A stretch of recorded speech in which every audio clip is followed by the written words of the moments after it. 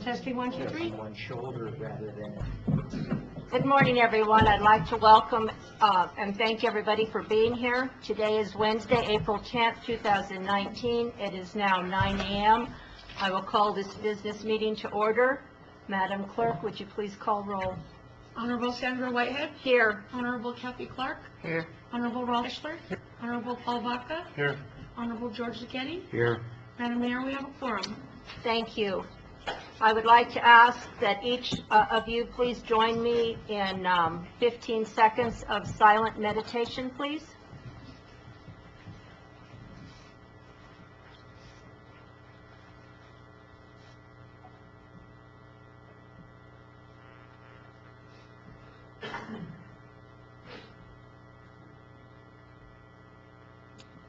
Thank you.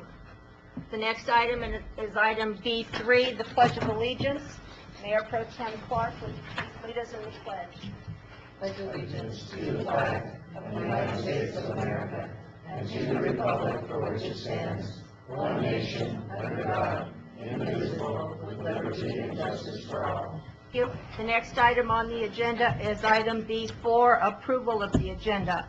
Before we approve the agenda, I would like to ask that we move item E1 and E2 presentations to right above item C, publics from the comment, if that is okay with my fellow commissioners. Above or below? Above. Above C? Right.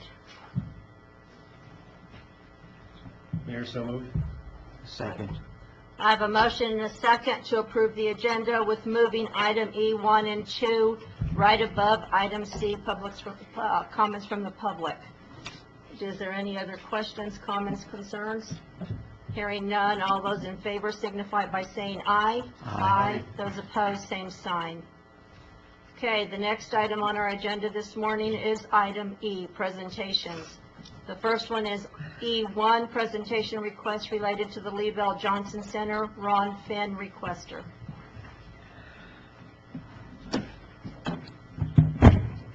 Good morning, Commissioners, City Manager. Ron Finn, 316 North Foch, Truth or Consequences. After 4 years of the loss of our recreation and community center, I think it's time that this issue be seriously reconsidered, and in that light I am making a proposal to the City of Truth or Consequences. The purpose and intent of this proposal for the repurposing of the Lee-Bell Johnson Center for use by city residents as a recreation and community center as it was originally designed and had functioned from 1938 until 2015. Since 2015, commercialization of this building, the citizens and residents of Truth or Consequences have been without a continuous and dependable venue for recreation and community purposes. The replacement facility, the Civic Center, has proven inadequate due to its closure for city holidays and frequent rentals for use by other entities, conditions which greatly impact the normal activities of a recreational community center for the community. The preliminary terms, it is now proposed that a new not-for-profit entity, yet to be formed, rent or lease the Lee-Bell Johnson Center for an initial term of 1 year at the rate of $1,000 per month. Monies for the rent shall come from a donation by the organizer's founder. The agreement will comprise the areas currently leased at $0 for the benefit of non-residents. It is the intention of this proposal to provide a facility similar to that which was available prior to 2015 for the citizens of Truth or Consequences. Proposal timeline. Upon approval of this proposal's concept by the City of Truth or Consequences management and governing body, a representative citizens committee will be pulled together to formalize the process and establish a new entity for governing activities within the Lee Bell Johnson Center. This will include, among other things, detailed agreement terms, operating schedules, and delineate responsibilities of the new entity and those of the city. July 1, 2019 is proposed as a start date for a formal agreement between the city and this new recreational cultural entity.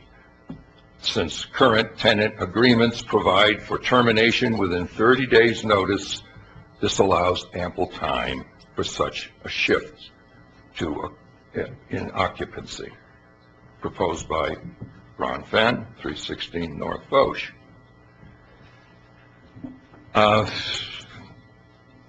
If any of you do not remember the terms or the conditions that existed back in 2015, when this building was forcibly and illegally taken from the people of Truth or Consequences, it was because of monetary considerations. We needed rent. The rent was set at $950 a month to a commercial for-profit corporation to receive our building. This was done without proper adherence to 3-54-1, which is the state's leasing statute for municipal properties. None of this was done properly. It's been protested many times. And even though the often quoted initiative ordinance that I wrote back in 2015 and went to a referendum was defeated, it was defeated basically on the idea that the merchants of Truth or Consequences were going to suddenly find newfound wealth from the 20,000 people coming into the city to the Spaceport Visitor Center as offered by Steve Green. This has proven year after year to be utterly false. In the 4 years, we have not had a total of 20,000 people. And the economic benefit from the city to give away a prime property when we are faced with a $2 million a year budget deficit is beyond comprehension. And so this is my proposal, and I'm hoping that it will spur some activity on the part of the city to fix this problem. The people deserve your attention. The government is for the people, not for commercial enterprises. And both of these entities that are now in our building at no cost, yet at our expense, should be looking for commercial properties, of which there are numerous in the city, to be rented for their operations. There is not a single economic study or indicator that either of these agencies have produced nickel one for the people of the city. And this is utterly wrong, and that's why I've done this proposal. And I hope you will take it to heart. Thank you. Thank you, Mr. Fenn. I would like to let people know that today's presentations are just strictly presentations. There will not be any action taken on them today. So I just want you to be aware of that and know that, and these are just strictly presentations. Our next presenter is under item E2, presentation request related to Lee Bell Johnson Center and Civic Center. Don Trujillo, requester. Thank you. I hope you'll excuse me. I can't get up. My ACL just went out on my knee, that is.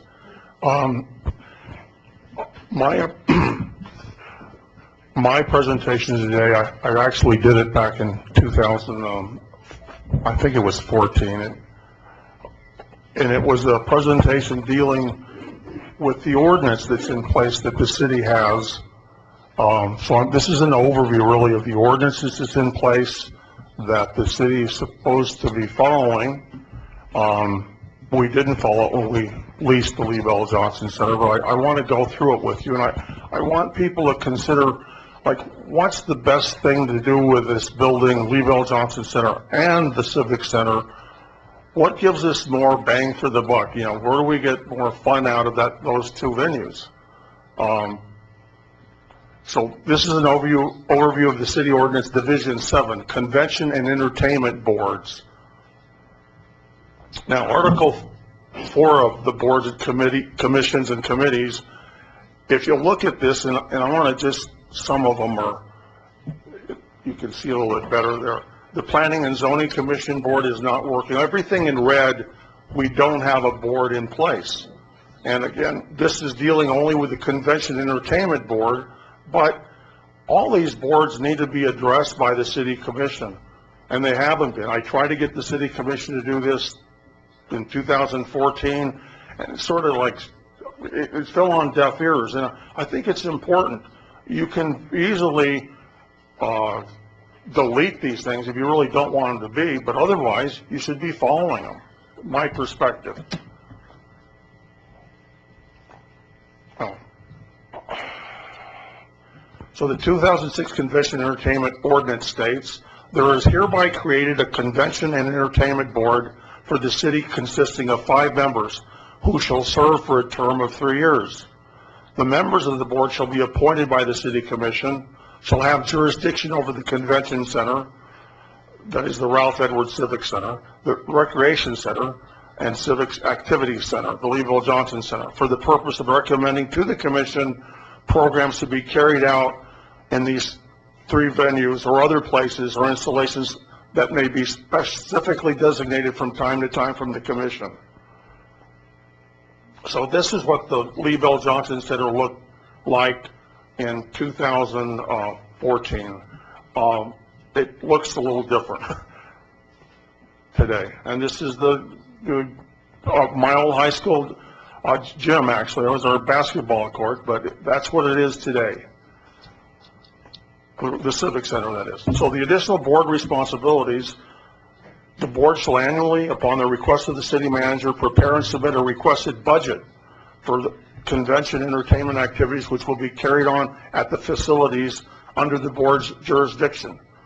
And that would be like next week, as I understand that, so the budget is getting prepared. The board shall keep records and accounts of all activities of the board and make reports to the city manager or to the commission whenever requested. Among other tasks, the Convention and Entertainment Board was to make recommendations to the City Commission concerning the maintenance, supervision, and management of the facilities under its jurisdiction, as well as concerning expenditures to be made in connection with the facilities, reasonable rules and regulations for the use and care of the facilities under its jurisdiction, and policies on usage fees and all aspects of the operation of facilities to ensure that they remain attractive, are utilized by the broadest possible number of people of all ages, and provide the maximum possible overall, economic benefit to the area through meetings, conventions, and various forms of entertainment and recreation. To its credit, if you look at these buildings on the inside and the outside, these buildings are great. They're wonderful. We have our family reunion there every year. It's just a really, really nice venue. Seats 1,000. I'm talking about the Civic Center now. 1,000 people. I believe the Lee Bell Johnson is a different size venue of 600, if memory serves me. So they're different. They're made really and can accommodate different numbers of people. The Convention and Entertainment Board was to make recommendations to the city manager concerning the employment of personnel to conduct and direct the activities in the use of the facilities under its jurisdiction. So I think what they were talking about here, you'd have someone or a couple of people that would try to garner events at that. So you wouldn't just look for people to come to you. You'd be out there hitting the bush and saying, hey, we've got this available to you. Now, the responsibility of this, I think, is important to note. The ordinance also say that the city manager shall be responsible to the governing body for the proper administration of all affairs of the city, and he shall be charged with the enforcement and carrying out of all ordinances, rules, and regulation, passed or enacted by the governing body. Now, it doesn't say you can select which ordinances to enforce. It says all. And it's important. Either we follow them or we're in violations of our own ordinance. So like if we don't want to do that, why don't we just delete them? You know, why go through this?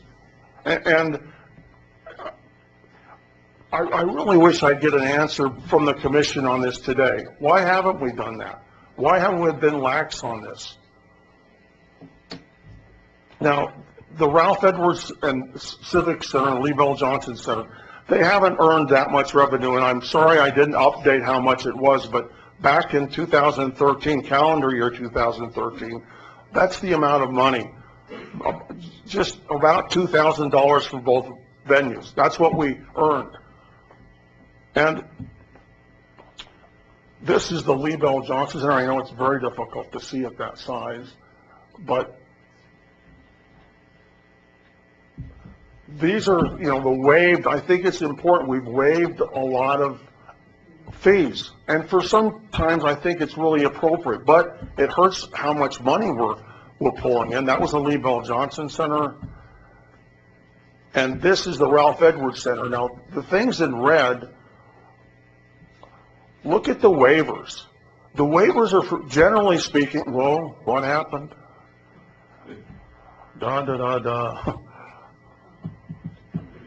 So something happened to the connection. There it is. So all these in red are generally government entities. Now, I was a contracting officer for the federal government. Federal government agencies have money to rent this kind of stuff. Why is the city allowing U.S. Fish and Game and Wildlife, the Department of Interior, to use the building free of cost? I mean, it just doesn't make sense. We do have money in the federal government to pay for things like this. And can the city, it's definitely a city's right to do whatever they want to it, but I'd like to see where it says in our policies that we can waive these things. It doesn't make sense to me. Now, the principal objective of the ordinance, again, was to establish a convention entertainment board that would ensure that these three facilities, the convention center, the recreation center, and the civic activity center, were to be utilized and attractive. They were utilizing the broadest possible numbers of people and all ages that would provide the maximum possible overall economic benefit to the area through meetings, conventions, and various forms of entertainment and recreation. And we've got I won't say a gold mine, but they're really nice facilities. The recreation center used to be a teen center, by the way, in my day, and Mike Tooley ran it, and every Friday night, and I think it was one week, Friday and Saturday night, it was open to teenagers, and on Saturday night, they'd have dances, and I'm pretty sure it was every week, as I recall. It was the place to hang out, and it was full. That, of course, no longer happens. Potentially uses of these venues, two of them, they're listed here, but you all know what they are because you've probably seen them. And we can do better. I mean, I know we can do better. Our family reunion, I think it's about 200 people that come into town, and it would be nice if we had someone, you know, the head of that convention center that would reach out to classes of HSHS in former years and families and try to promote its use and charge them for the use of it.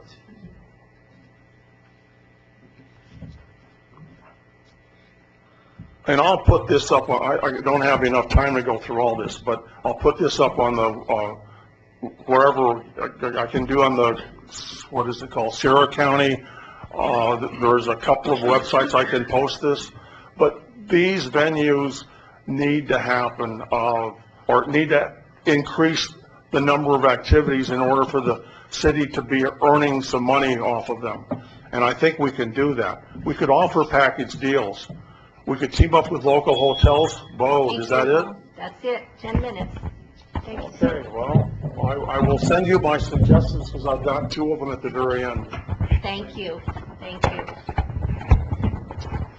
Okay, moving right along, the next item on our agenda is item C, comments from the public.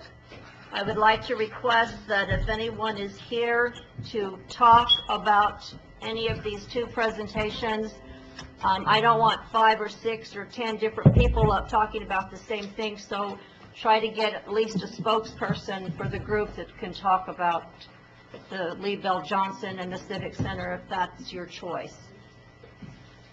So, comments from the public, come on down. Ron, we had a lady coming down first. Thank you. Sorry, she stood up.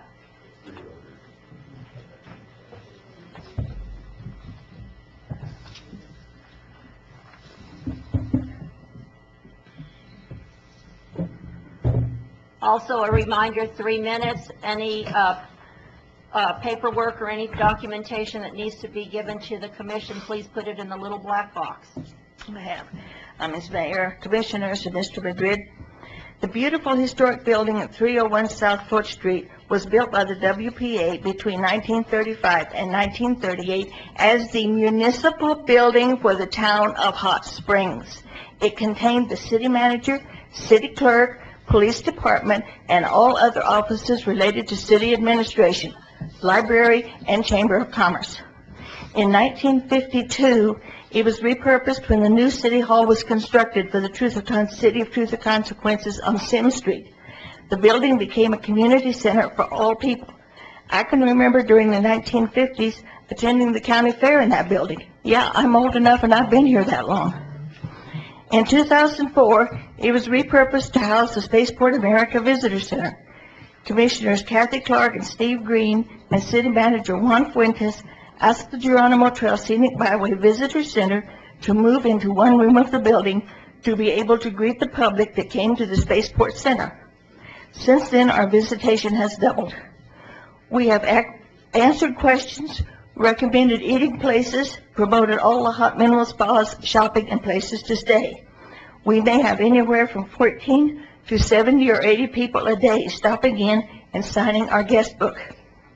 All this contributes to our lodger's tax, gross receipts tax, and income for local businesses. We work with Spaceport America to open and close their visitor center and answer as many questions as we can, or refer them to someone who is able to provide the information. We do the mailing of fulfillment information to people who ask for it, respond to queries by telephone and email, ship cases of information to regional visitor centers to encourage people to visit here, and in general, promote the local area. We provide bags of information for conferences and conventions either being held here or to representatives of our cities attending such functions in other locations. We are open 7 days a week. Our volunteer hours count as in-kind services to the city with a value in excess of $42,000 a year in lieu of wages paid to staff to operate a professional visitor center. Spaceport America is gearing up for the first launch of Virgin Galactic, and the focus will be strong in TRC. Change is necessary for a town to grow and not stagnate and die. The addition of Spaceport America to Sierra County is a change that we needed. It has already revitalized downtown with new stores and will bring in more business and industry as time goes by. Virgin Galactic employees are either purchasing property in Sierra County or looking at property with intent to purchase. These are well-paid professional people who will be an added asset to the communities they reside in. Thank you, Mrs. Miller. Thank you.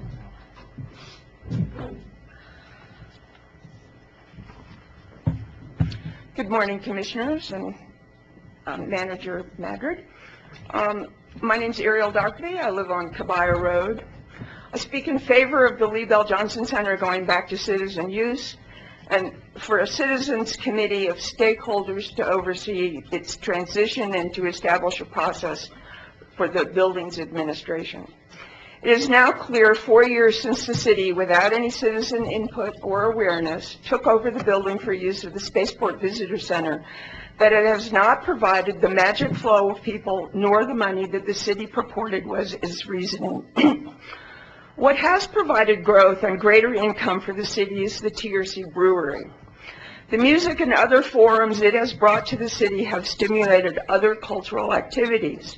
The monthly movies and discussion series that I have started out of Ingo's Art Cafe I've built up from that, trying to encourage a cinema lovers group, as there is a music lovers group here in town, or visitors.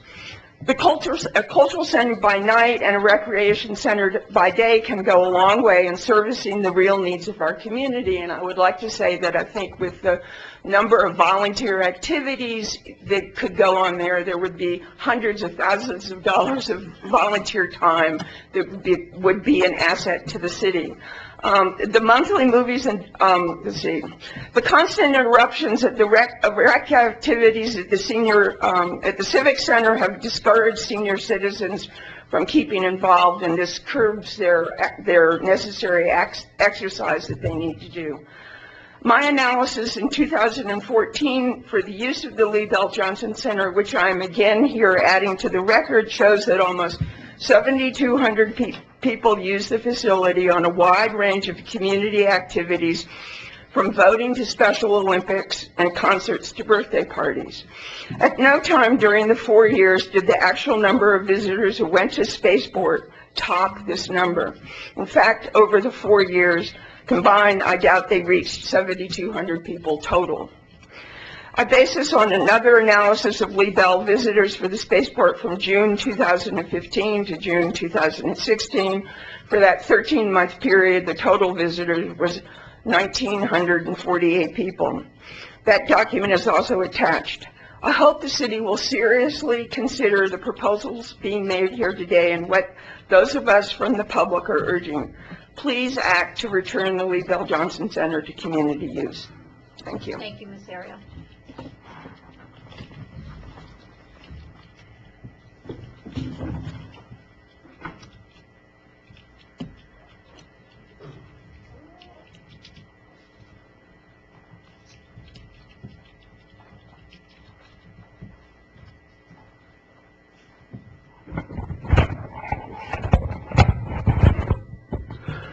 Hi, Steve Zeski, 1019 Parway.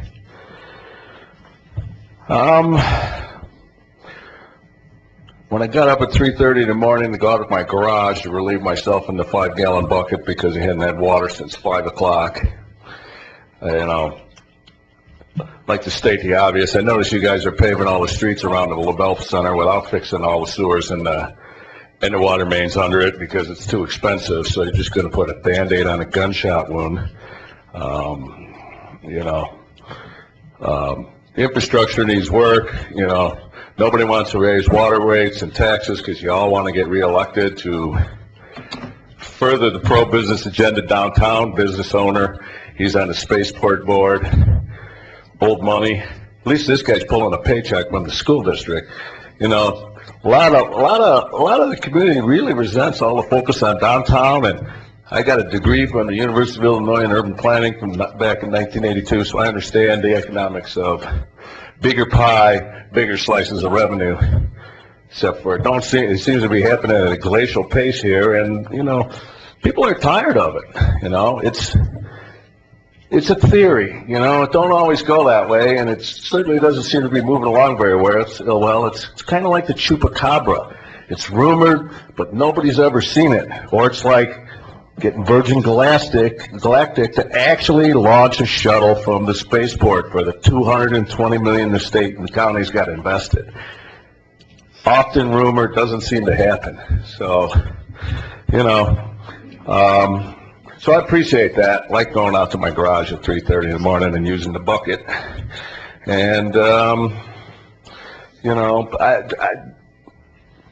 I went to a Tigers game a while ago, not to play off, and I went up to a track meet, and I've been around a few other places, and a lot of people in the community really resent all the money being spent downtown. And the other thing, as long as I'm on the utilities, every year when I go back to Chicago, I'd like to leave the power on in my house, but the utility people tell me I got to pay for garbage.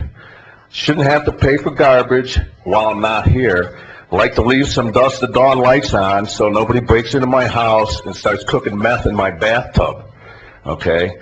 I know there's a dumping problem in the county, but I shouldn't have to subsidize it while I'm not here. Would appreciate it if you'd let me use they keep saying, oh, the council's gonna change the law. Again, like the chupacabra, I don't think you are. So instead of making some money off of me, leaving the power on, paying the minimum, you're making no money on me, because every year I leave and I turn everything off. Thank you. Thank you, Mr. Zeski. Next.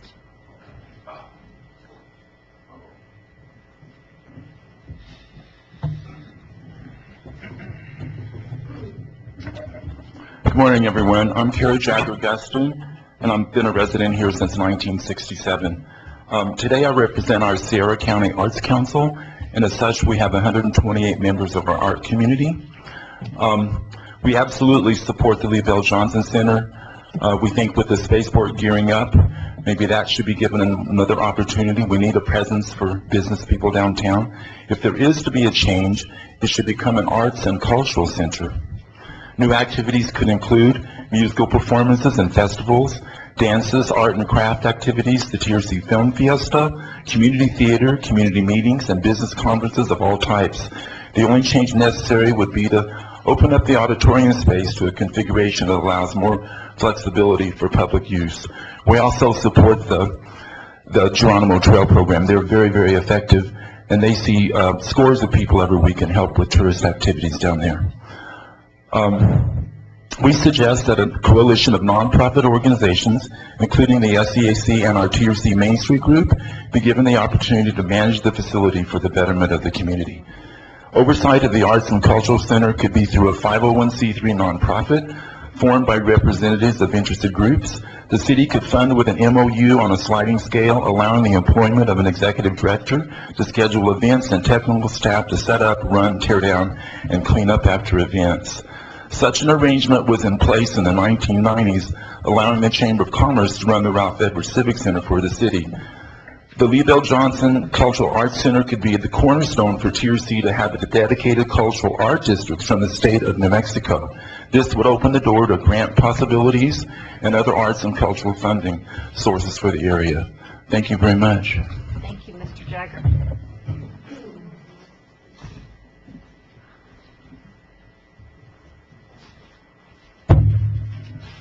Ron Fenn, 316 North Osh. I think it's very interesting that all of these people are coming to support an idea that I've been fighting for years, but don't allow Ron Fenn to be involved in anything. No, we want to do it.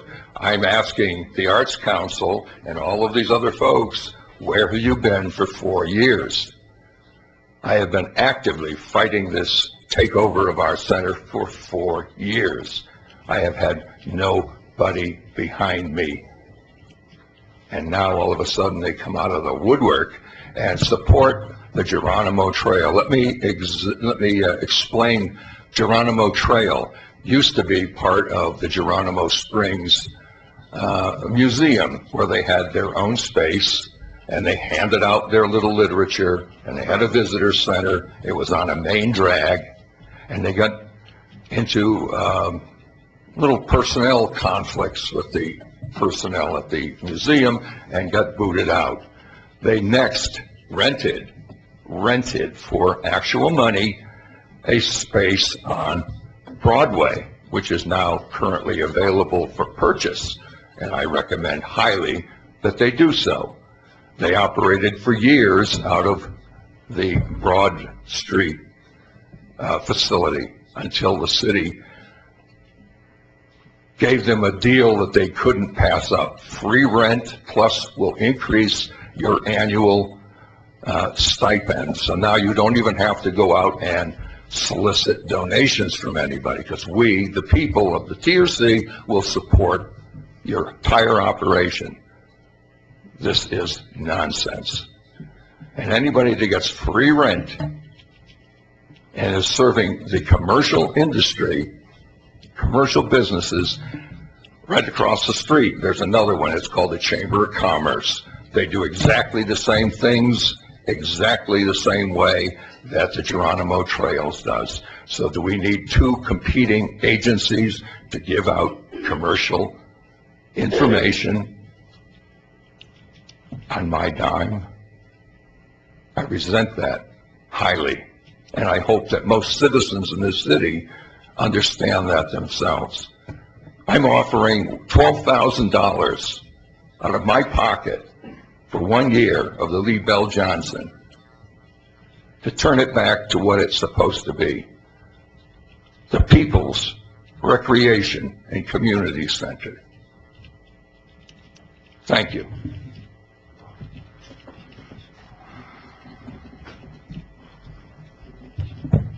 Good morning, Linda DiMarino on behalf of Main Street Truth or Consequences. Before I talk about Lee Bell Johnson, I want to say that this weekend, this Saturday, is Second Saturday Art Hop, and we have many different artists and galleries participating. As you may know, there was the Las Cruces Space Festival that's going on right now, and they allowed us to be part of it through our Second Saturday Art Hop by we have some space-related art going on this weekend, so that's 6 to 9 on Saturday night, so we hope to see you out there. And we invite the public out there as well. So on behalf of the Main Street Truth or Consequences Board of Directors, we just wanted to say that the Lee Bell Johnson Building has a long and much-loved history as a community resource, and it is completely understandable that people are missing the music, the dances, and the community gatherings as it became known for. Spaceport proponents have overprojected and underdelivered, and many people are understandably disappointed and angry. The economic benefits of the tours and launches so far have been real, as we have heard from downtown business owners, but nowhere near projections. However, the recent news from Spaceport is good. The turnout at the Space Festival Open House, the recent launches from Mojave, and Virgin Galactic confirming its fall plan to launch. Therefore, Main Street could imagine supporting a proposal to return the Lee Bell Johnson Building to its historic use as a community center only if there was a migration plan identified that would keep the Spaceport presence in downtown TRC. Thank you. Thank you, Linda.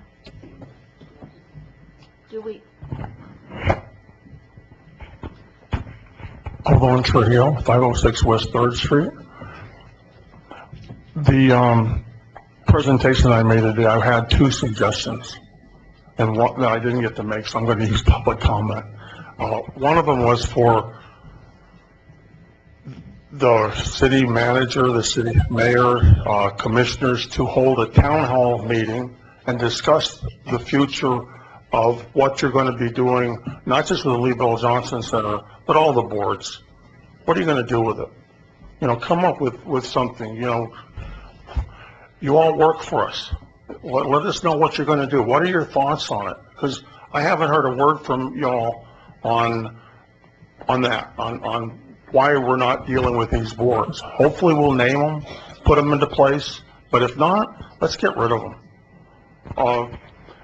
The projection on having the Lee Bell Johnson Center that people have been supporting or changing back to what it was, it's important, I think, that we try to get the public sector out of the business of running the shuttle service and the museum for Spaceport. That's a private sector enterprise, and this body as a government entity has interfered with the private sector by offering Spaceport this facility. I don't understand that. You know, like, this county is largely Republican. That's sort of socialism like crazy. Why aren't we letting the private sector get them different options for renting and getting that Spaceport shuttle? Need not be our recreation center. And I just don't understand why we've done that. It doesn't make sense. As a former government employee, I would have balked at that. You know, that's just not something the government should be doing. The anti-donation clause should kick in on stuff like this. How come it hasn't? Anyway, that's it for me. Thank you. Do I have any other public comment this morning?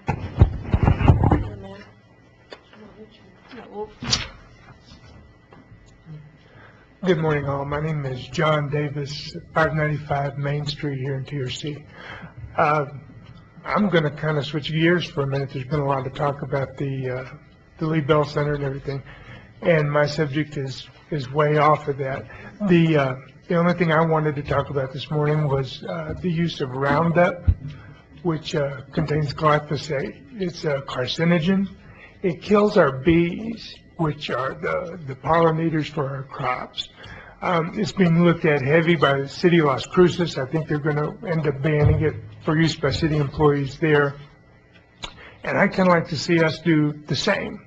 Eventually, it's something that I think will happen. I don't know when, but the sooner the better.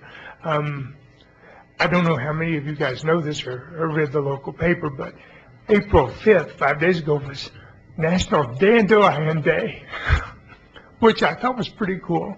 I like seeing dandelions. A lot of people think they're weeds, but we don't need to spray them with Roundup. It poisons our air, our soil, and our people. So anyway, I hope you'll consider doing that or maybe looking at it at some point. Thank you so much. Thank you, Mr. Davis. Come on down.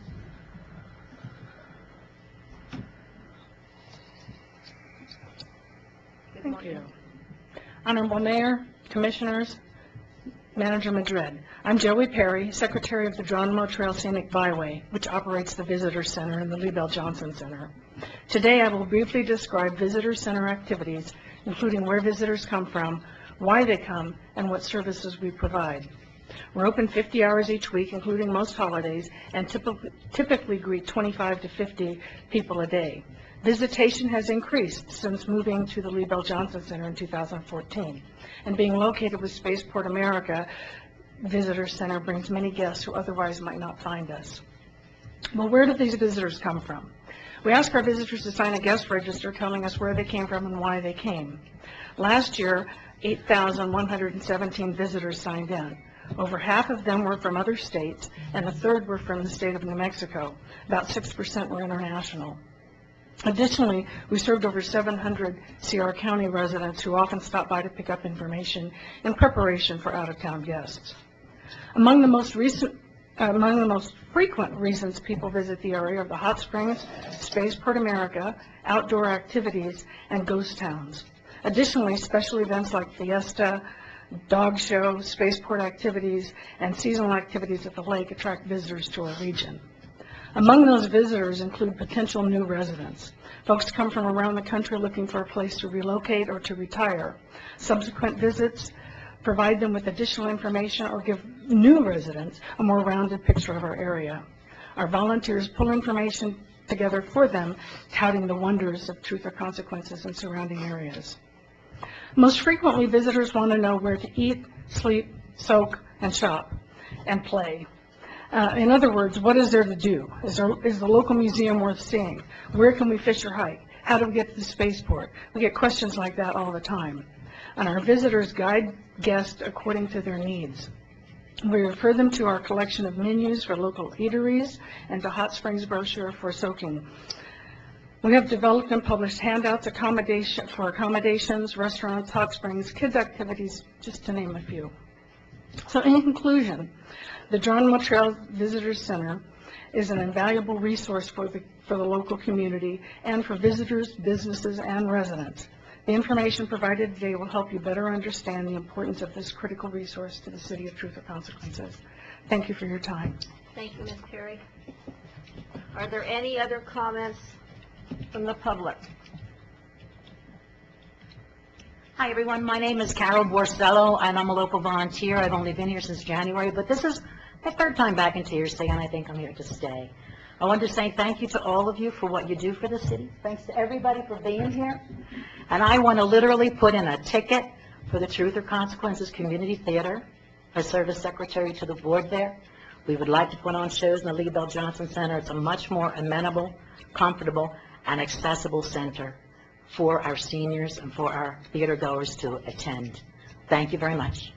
Thank you, Ms. Carroll. Do we have any other comments from the public?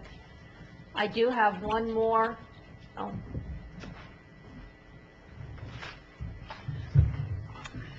Hi guys, Sophia Perrone, 316 Joffrey. Listen, we pay Main Street Executive Director a salary, and we give Main Street $35,000 a year plus more. I think we could have a Main Street report on some of these agendas instead of have Ms. DiMarino pull things off the top of her head. I'd like to see her provide some documentation. And also, Main Street, Geronimo Springs Chamber of Commerce were nowhere to be found at the Space Festival open house. They were nowhere to be found at the American Kennel Club show. They were nowhere to be found at the quilt show recently. They are nowhere. They sit in their little center and twiddle their thumbs. Okay. And that doesn't help hospitality. That doesn't bring you tourism. If you don't put your guides that you spend all year creating into a tourism facility in New Mexico or somewhere else, no one's going to see them. You have to pay the people that go and put them in those places. They're nowhere. They're nowhere. Okay. Last year, Mayor Blah Blah and the rest of this commission was shoving a $3 million cop shop down our throats so they could have a state-of-the-art exercise room. Here we go. New business. Discussion approve the donation of exercise machine declared as non-essential property to the high school from the police department. They don't use the exercise machine they have now. Maybe they get some of the other employees on it and quick get on it. Thank you.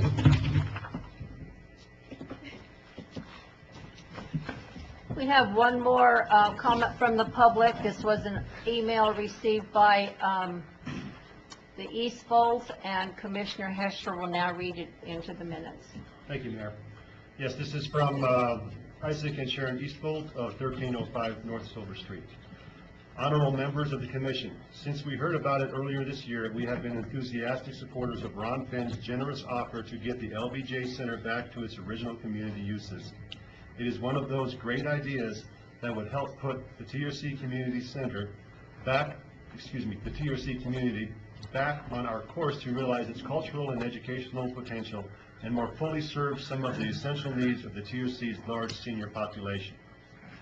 We would hope that our Chihuahuan Desert Conservancy, which currently has no community space to educate residents, occasionally could make use of this facility to offer programs on the marvelous desert landscapes surrounding our community and the urgent need for conservation.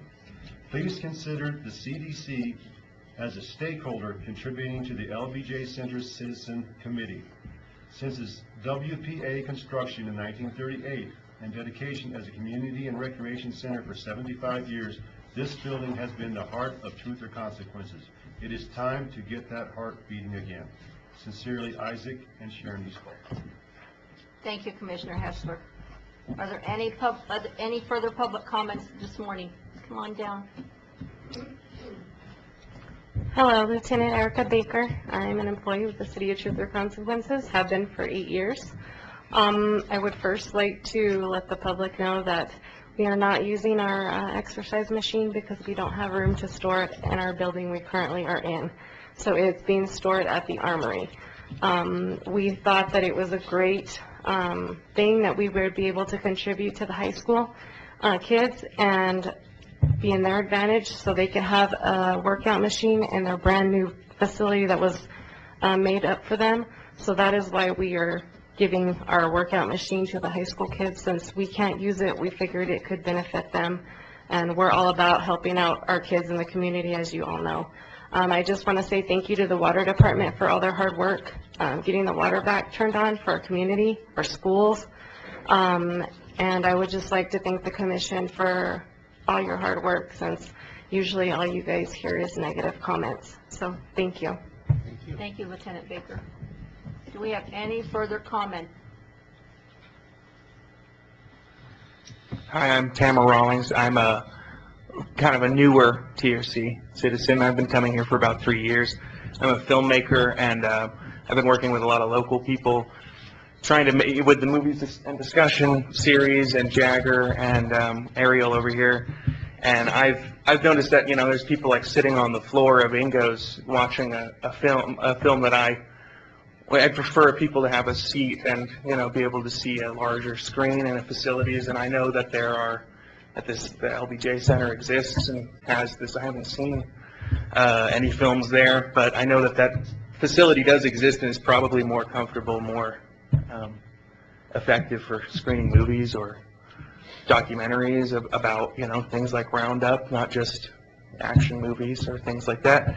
I just think it's a good facility. I know there are other facilities that would probably better suit an office or smaller meeting area, conference area for the spaceport folks. And I know that these spaces exist because I've been touring them, trying to get these essentially abandoned buildings to turn into like screening theaters for a night and do little pop-up installations and things. I'm obviously not buying the building or moving in there or whatever, but I just think if the place exists for the public, then we should be doing that instead of trying to cram a bunch of people into a coffee shop to watch a movie.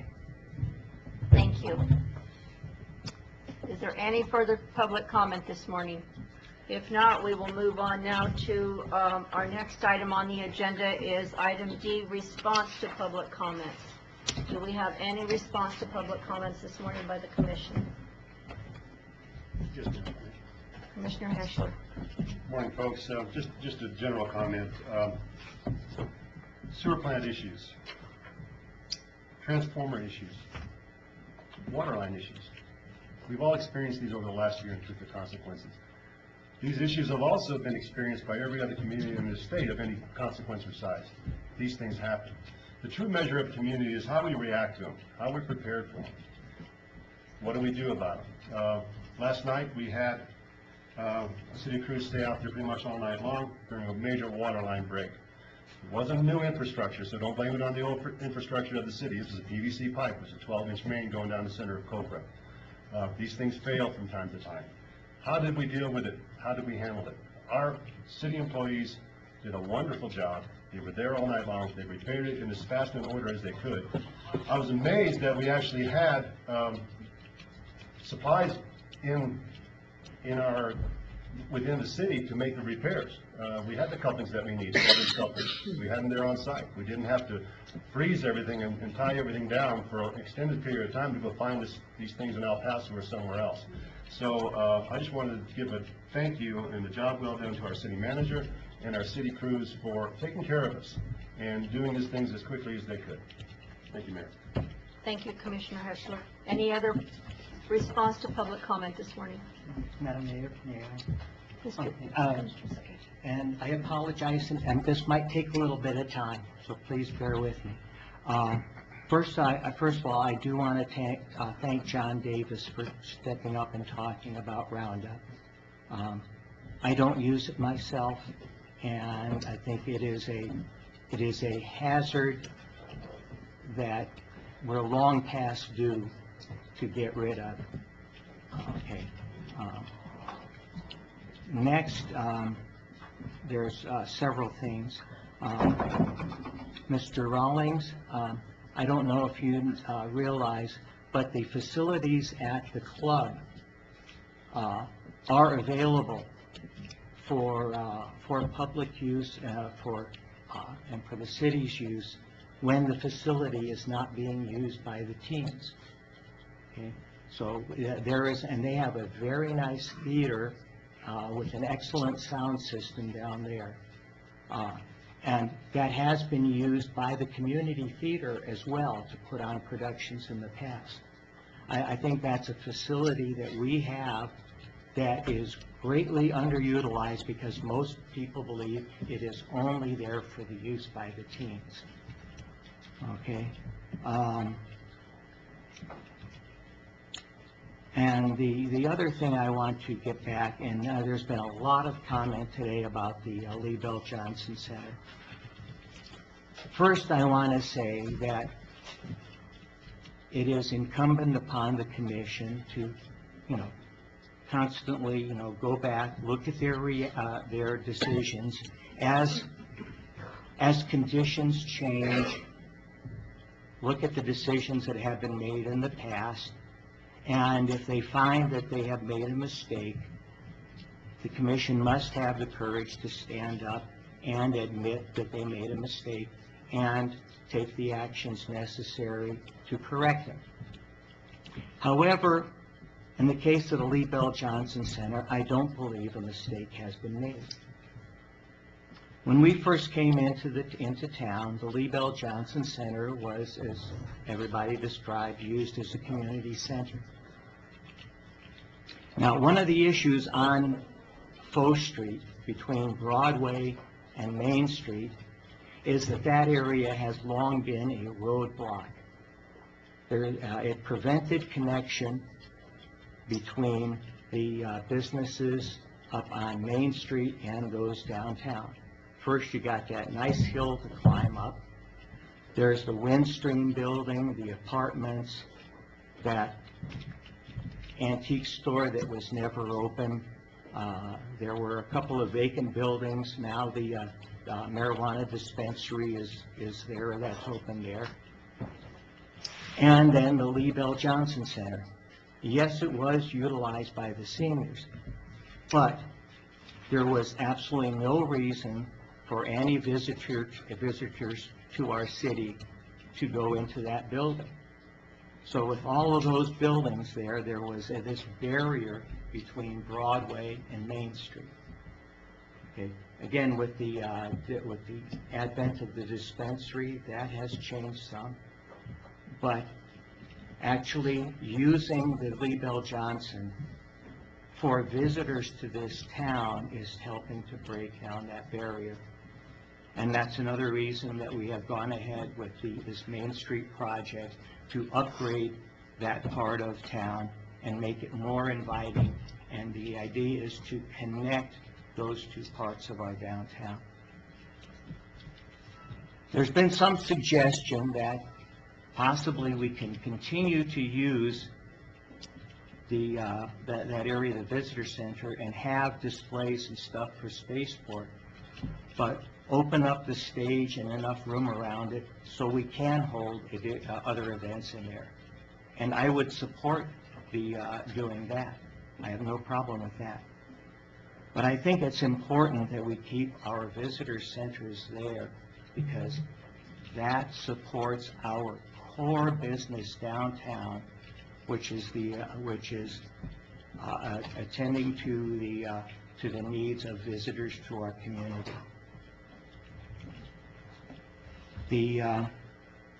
All of the other senior activities currently are housed up here. We have the library, we have the meal site, we have the hobby room, the computer lab, a number of other facilities, the tennis courts, the community garden. Everything for the seniors is centered up here, and having everything in one location is a good idea. I think anything we have downtown should be focused on the commercial and the tourist aspects of our community. In fact, I can make a case that if we need the new city hall building or offices, that we construct new facilities up here on 4th Street and make that space open for commercial activities downtown. I'll cut it off like that before I go on for another half hour. Thank you. Thank you, Commissioner Zaghetti. Is there any further response to public comment? Commissioner Heschler. Just for the record, I'd like to make one more comment. At Spaceport, during the open house, I did see Ms. DiMarino there. We did have representation at Spaceport from the community. We did have an interaction. We were a little bit disappointed that there was no other entities from Truth or Consequences out there, though, however, and perhaps there should have been. So I wanted to correct that for the record. Thank you. Thank you, Commissioner. And I, too, would like to make one comment, response to Don Trujillo. I know that for several years you have talked about ordinances, resolutions, boards, and whatnot. I have met with Manager Madrid. We have discussed that, and so we do look into the near future at getting back in and trying to get those items resolved. So I just wanted to let you know that that is being looked into at this time. Okay, thank you all. Again, thank you for your comments. If you have any questions, concerns, Manager Madrid's office is open. His door is always open. Please give him a call, and he would be happy to meet with any of you. Thank you. All right, the next item on our agenda this morning is item F, consent calendar. Consent calendar this morning consists of one item, F1, accounts payable for March 2019. Do I have a motion to accept the consent calendar? So moved, Mayor Whitehead. Second. I have a motion and a second. Do I have any questions, comments, concerns? Commissioner Clark, do you have any questions, comments, I got them concerns? taken care of, Mayor. Thank you. Hearing none, all those in favor signify by saying aye. Aye. Those opposed, same sign. Motion carries. The next item on our agenda this morning is item G1, discussion action resolution number 34, 2018-2019, authorizing the execution and delivery of a taxable loan agreement and intercept agreement by and between the City of Truth or Consequences and the New Mexico Finance Authority for the purpose of purchasing law enforcement equipment. Tracy Burnett, our grant projects coordinator and zoning official. My goodness. Good morning, Mayor, Mayor Pro Tem, Commissioner, Manager Madrid. You have before you the resolution for the purchase of the law enforcement equipment and the agreement. Back on January 9th, you guys approved the resolution authorizing us to submit an application to the Public Revolving Loan Fund. That application has been approved, and they are making their offer now for the finance of that equipment. And at this, I stand for any questions. Do we have any questions, comments, concerns for Tracy? Hearing none, I will stand for a motion. And I'll just volunteer this. There is a pretty thick packet here of information. There is a resolution, taxable agreement, and the intercept agreement. I wasn't the one that put these together, but I did plow through them. If you have any legal questions for me, I'm happy to try to address them for you. And I just thought I would just mention this. Might be one, there's say my God, there's a lot of documents here, but there's maybe 2 pages I thought you might want to take a look at to make sure you're clear on the numbers. Just real quick, you have the resolution, which is 14 pages, basically saying you have the authority to enter into the taxable agreement and into the intercept agreement. The taxable loan agreement then is about 22 pages long. But next, or attached as Exhibit A, and that's a term sheet which kind of gives you the numbers. It tells you the dates of the interest payment date, the first principal payment date, the final payment date being on May 1, 2024. And then finally, the last document, the intercept agreement, and there's another helpful document there, which is the that is the agreement. It basically tells you the schedule of payments. If I can just put my hands on it, that's Exhibit A. So that tells you the payments being the payment date and the amounts. Basically, you're talking about $20,000, $21,000 over these periods that we're talking about, which would which will bring us up to the amount that we'll talk about for the loan. So anyway, this is a quick summary of what I saw here. If you have anything for me, I'm happy to address it for you. Thank you, Attorney Rubin. Do we have any questions, comments, concerns? Commissioner Clark. These funds, Attorney Rubin, are they part, and City Manager, maybe you know this too, are they part of that percentage that goes into the police department's budget for equipment and upgrades? The debt service will be repaid from that fund. Okay. Yeah, that's my understanding also. That's what I just wanted to double check, Mayor. Thank you. Thank you. And I have no problem with any of the documents like this one, just to get past somewhere what I saw, so. So what's going to happen is that intercept's going to keep that money from going into the police department budget, but it will show up as a debt. That's my understanding as well. Thank you. Okay. Any further questions, comments, concerns? If not, I stand for a motion.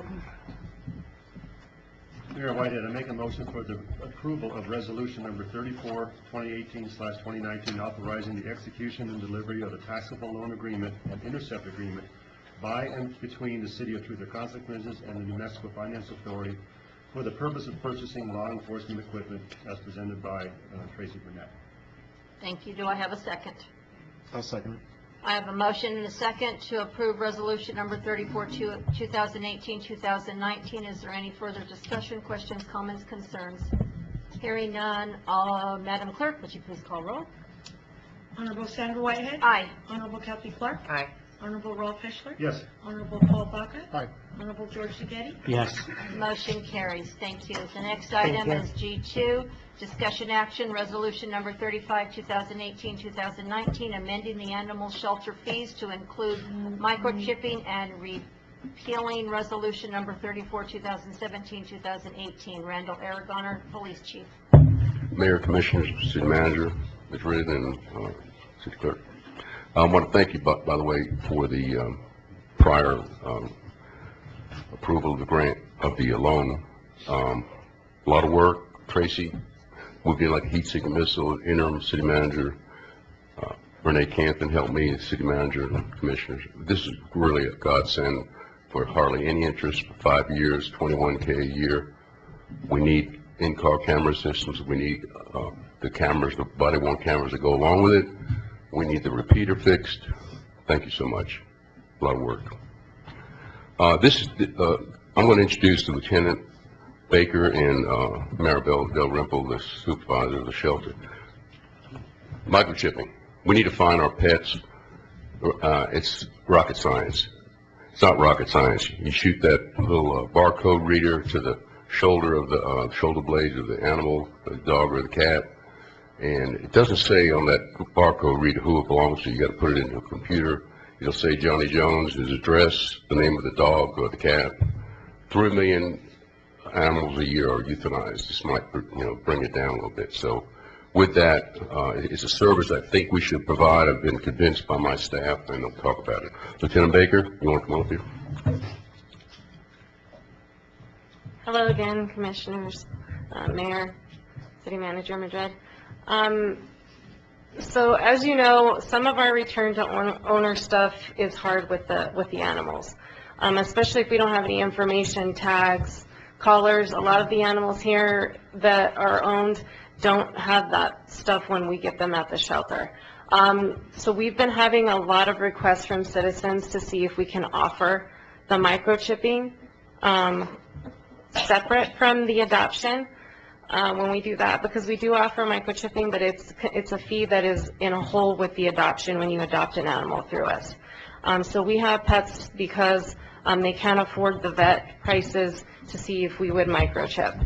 I didn't see an issue with that, but then I also thought, well, at the same time, I think we can be affordable, but we don't just want to be giving that away to where we're not getting some kind of income back from that as well. So we pay about $10 a microchip for the shelter. I figured we could at least put the fee at $20. It's still affordable to our lower income community to where we can still help them out. So we're providing a service not only to the community that's affordable, but we're also benefiting from that. So when we do get these animals in, we can read their chips, get them back to their owners, and they're not stuck in our shelter. So we were presenting this today to hopefully have a separate fee from our adoption to where it's $20 to do a microchipping for just a private citizen.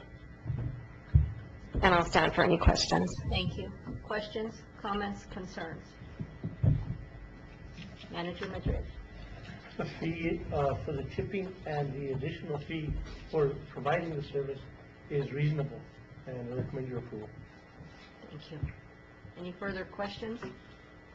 I stand for a motion. Mayor, I'll make the motion that we accept resolution number 35, 2018-2019, amending the animal shelter fees to include microchipping and repealing resolution number 34, 2017-2018 as presented by Chief Aragon and Lieutenant Baker. Thank you. Do I have a second? I'll second that. I have a motion and a second to approve resolution number 35, 2018-2019. Madam Clerk, would you please call roll? Honorable Sandra Whitehead? Aye. Honorable Kathy Clark? Aye. Honorable Rolf Fischler? Yes. Honorable Paul Baca? Honorable George Takei? Yes. Motion carries. Thank you. Thank you so much. The next item is G3, discussion action resolution number 36, 2018-2019, declaring surplus property for the Police Department and Sanitation Department. Renee Canton, City Clerk Treasurer.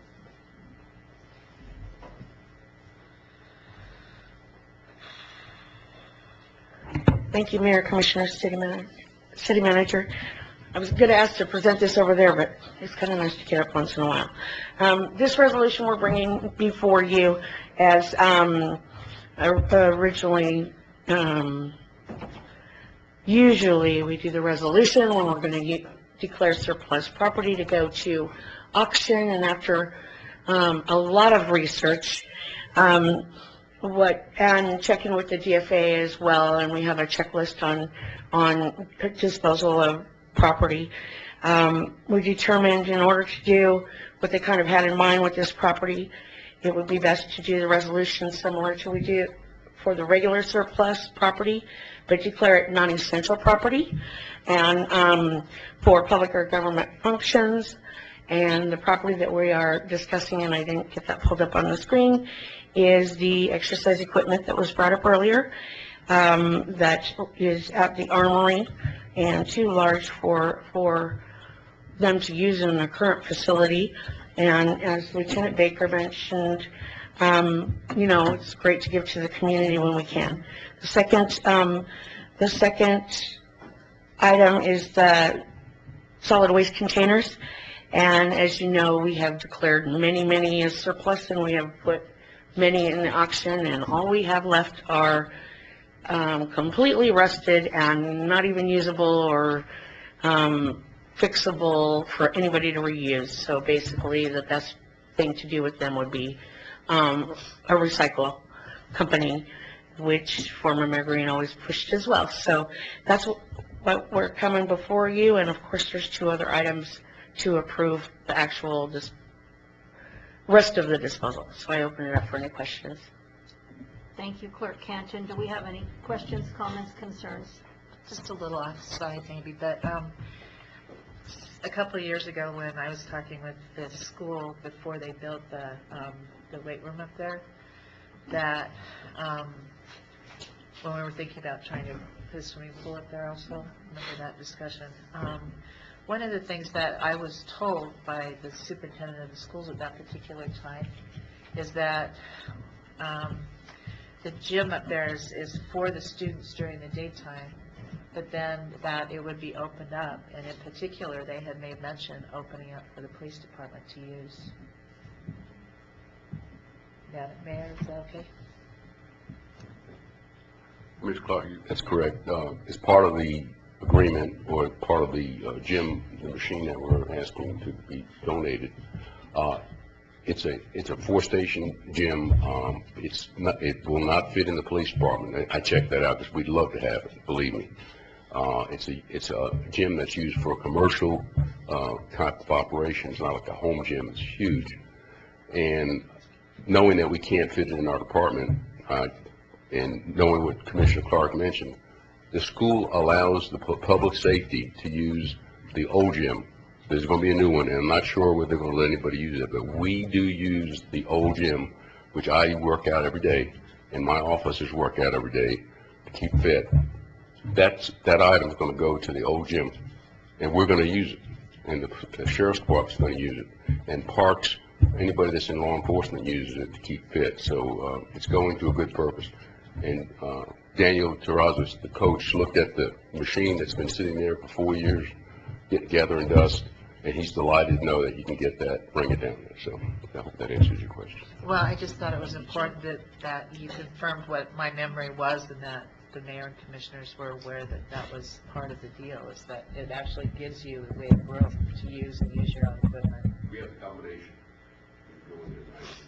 Works for me. Thank you, Commissioner Clark. Any further questions, comments, concerns? Hearing none, I will stand for a motion. I'll make that motion. I make the motion that we approve resolution number 36, 2018-19, declaring surplus property for the police department, sanitation department, as presented by Renee Canton and clarified by our police chief. Thank you. Do I have a second? Second. I have a motion and a second to approve resolution number 36, 2018-2019, declaring surplus property for the police department and sanitation department. Madam Clerk, is there any further questions, comments, concerns? Hearing none, Madam Clerk, would you please call roll? Honorable Sandra Whitehead. Aye. Honorable Kathy Clark. Aye. Honorable Ralph Hessler. Yes. Honorable Paul Baca. Aye. Honorable George Takei. Yes. Motion carries. Thank you.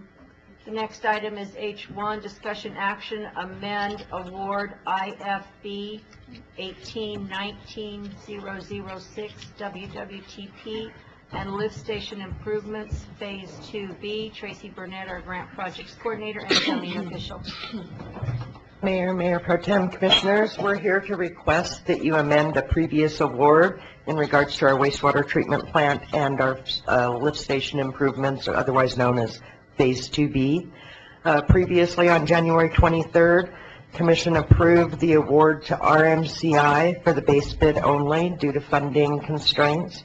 However, as mentioned in a previous Commission meeting, we did reapply and receive additional funding from USDA, and so at this time we'd like to amend that award to include the additives as noted within your agenda packet.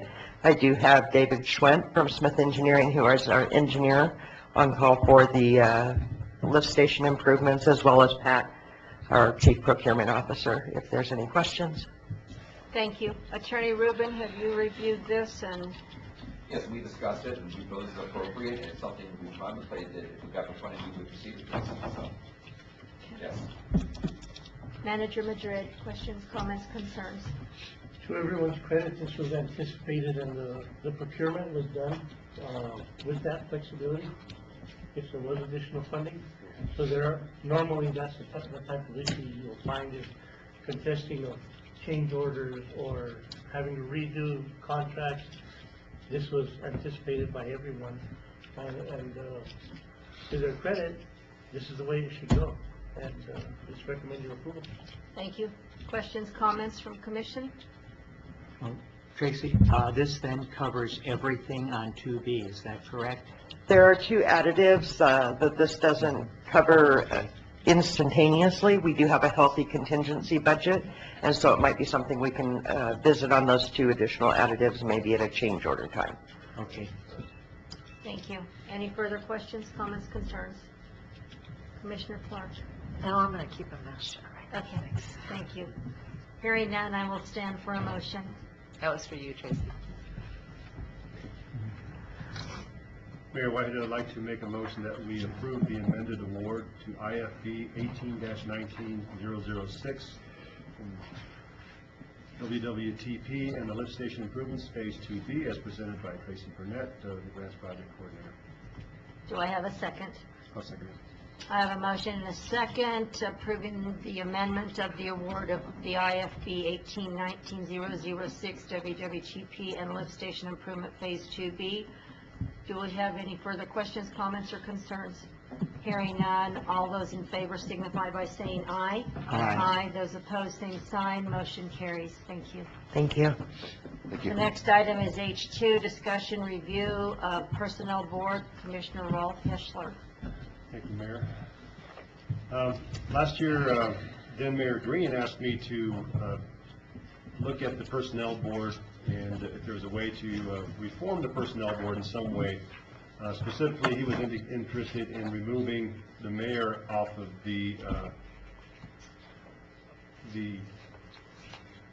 Personnel Board itself, where he would nominate employees or other people to serve on the board, and to make it more of a public approved nomination type situation. And he was interested possibly in the reduction of the Personnel Board, and I kind of went through the process, and I reviewed both of those things, made some recommended changes, but then I had some other thoughts. And the other thoughts were this. Specifically, we already have a problem filling boards. And this board meets so infrequently. When I served on the board many years ago, and I was a commissioner for 1 year, or the chairperson for 1 year, in the 4 years that I was involved, we had 2 cases. To date, on this commission, I've been here over 3 years, we've had 1 case. It seems to me that the formation of this board, or continuing of this board, it would be difficult to do, because what happens is this. You may have a case every 2 or 3 years, but then whoever is on that board will have to familiarize themselves with the process, including the chairman has to do an extensive amount of research in order to get through the process. And then once you're through the process, you don't do it again for a year or two, and then you go through that process again where you have to refamiliarize yourself and everything else. I think because of the infrequency of these situations, that this commission could serve as that personnel board. And that serves for a couple of purposes. One purpose is that we can have resolved to any issues that come before us. And number two, it keeps the commissioners from interacting with the city employees in these situations where we would taint the pool before the city commission actually heard it. And so for those reasons, my recommendation would be is that we would leave it as is, or go through the process down the road of actually eliminating this from our books so that we don't have to deal with it, because I think the city commission could deal with it adequately. That's my presentation. Thank you. Do I have any questions, comments, concerns? Well, I think this came up at the last meeting too, and I appreciate Commissioner Heschler, you're confirming. And it also seems to me, Mr. Rubin, that if we can't get an employee situation solved by going to their supervisor, then to the manager, and then to the commission, then they have to go to the court. Putting another board in there is redundant, and you are correct, having to relearn everything every couple of years to be able to make a good decision. And I also agree that it's a good idea for employees not to be coming to the commission first if they have an issue, because it could potentially taint any decision that we would make, and I think we need to be as non-biased as possible. Thank you. I'll just ask Commissioner Heschler, maybe just so I'm clear on this. I'm looking at the Section 10, the employee grievances. So were you saying we would actually eliminate the personnel board step that's outlined here? Is that what you're... Well, I think that's up for discussion, and we'd have to make I think it'd have to involve a resolution in itself. But, as infrequently as this board has been used, we should certainly consider that aspect of it, yes.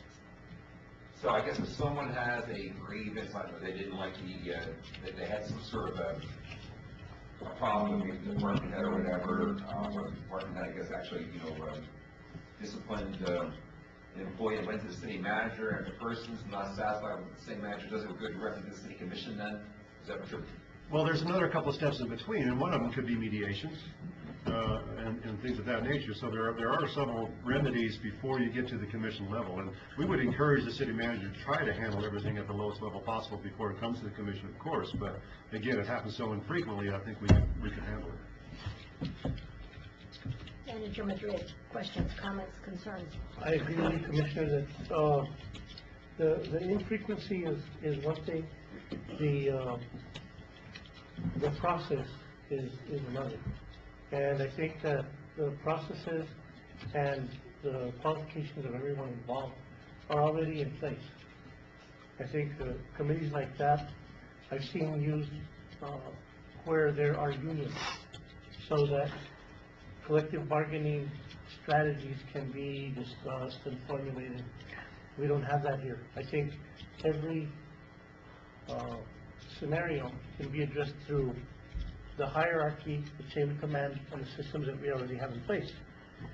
To take a board and insert another level, for example, between the manager and the commission, or the commission and district court, I think may insert a group or a person or a body that is not a normal part of the process and might be unfair to one side or the other. I think all the remedies that we have now are in place, but we do have additional options.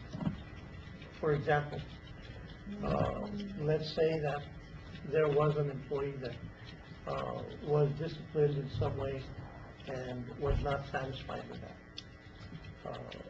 Before coming to the commission, we could employ an independent hearing officer. There are other options prior to going to the commission or the district court that we try and do. And in the short experience that I've been here, the processes that we use are pretty clear. There's reference to the ordinance, there's investigation, there is an informal review of all the evidence in case of disciplinary action. I don't see it as broken, and I don't think it needs to be fixed. Chief has a comment. Mayor, Commissioners, I haven't talked to the city manager about what he just mentioned, but I've been through what he mentioned in a prior job eons ago. The city biggest Las Cruces, the chief. They had civil service, which is almost like a union. This is in Arkansas, and a week before my arrival, they did away with civil service, and there was a firestorm. They turned it over to the commission, or council members, to be the final board. And they finally found out that there was some liability because that's a legislative body that deals with policy, and they got them involved in, personnel matters. So it reverted back there. They went to civil service. I agree with the city manager, and we haven't even talked about it because it should go to district court.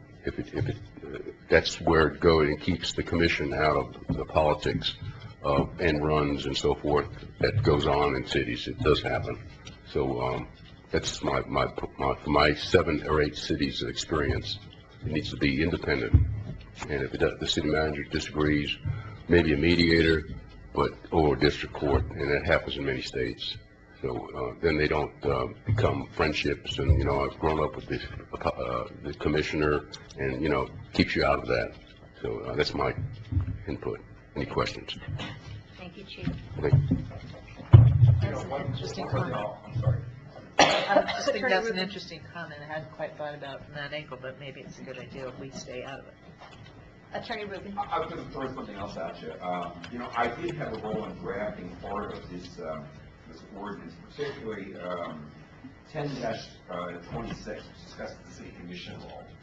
And the way I had drafted, what the thinking was at the time was that after the employee goes through the city manager procedure, then goes to the personnel board procedure, and then goes back to the city manager again for another review, then if the employee is still agreed, they would have the right to request a hearing in front of you. And the way 10.26 was is articulated was it gave the city commission several options. As you'll see there, if you take a look at 10.26, you can either reject the request, in which case the case could then go to district court, or you can grant a further review.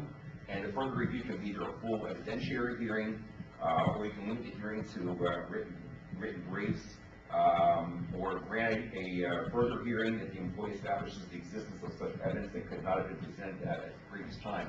So I guess my point was, when we put this together back in whatever it was, 2011, it was designed to give the city commission several options to how you would proceed once a grievance had exhausted the previous steps and was right to either come to you, or you had the right to just reject it with the district court.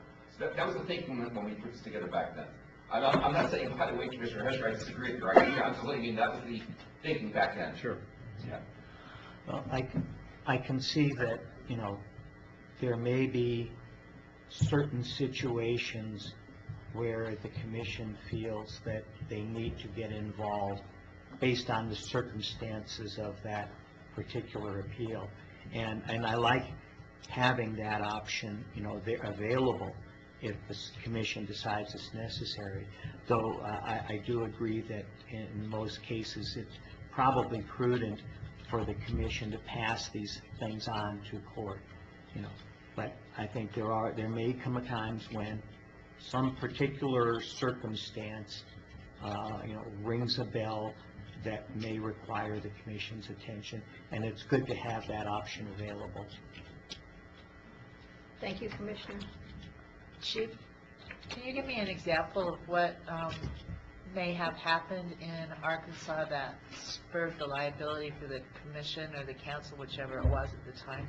It's probably something, Commissioner, that the city attorney might check out, but I know when they did that, it turned out that the league attorney, they felt like, or they did decide that it's placing liability on the commissioners or council members of the council, that are supposed to deal in policy, not in personnel matters. So that obviated the fact, because they were the actual final authority, the grievance point to the commission, and then they actually decided, you know, who was at fault or whatever. So it just keeps the commission, as far as the legislative body, on policy, not intricate day-to-day personnel matters. If you have a discussion on a grievance,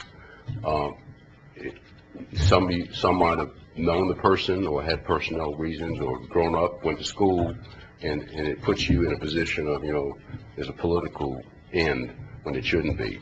So what the city manager is saying is, if he disagrees, it should go to the court. And there's a disinterested party, which is a judge hearing it, not a body that is local and knows everybody or might know the person.